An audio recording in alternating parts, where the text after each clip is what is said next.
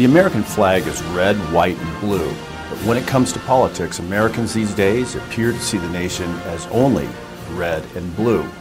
Under the leadership of President Obama, our country is fading and weaker and worse off. Politically charged TV and radio ads seem to hammer away at the major differences between the parties and the personal differences between the candidates. But with Mitt Romney, you have to wonder, which page is he on today?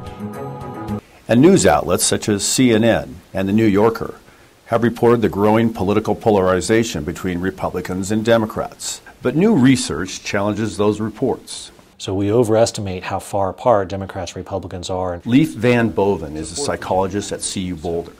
Van Boven and two colleagues just completed a study on political polarization in America. He says that people are a lot closer politically than we are led to believe. Where we're analyzing data that's been collected with representative samples from 1968 through 2004, it's very, very clear that Americans generally overestimate the degree of polarization between Democrats and Republicans. And they do that across a bunch of different issues, and we've seen that that is true since we've been taking those measures.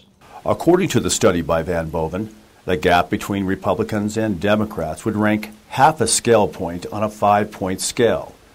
But his study shows people believe there's a 2-point scale difference between the two parties. He says people's perceptions of polarization come from their own political beliefs. To a large extent, the variability in perceived polarization comes from people's own strength of support for one candidate over the other. And we've seen this with other issues as well. So support or opposition to the death penalty or a constitutional ban on abortions. And the more strongly people feel, the more polarized they see other Americans. The misperception, explains Van Boven, then affects how citizens will vote and who will become involved in political activities.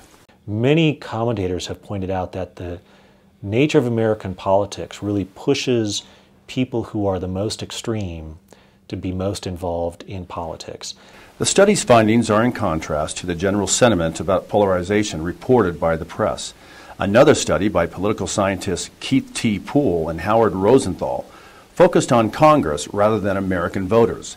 As reported in The New Yorker, according to Poole and Rosenthal's data, both the House and the Senate are more polarized today than at any other time since the 1890s. For CU-Boulder, I'm Dirk Martin.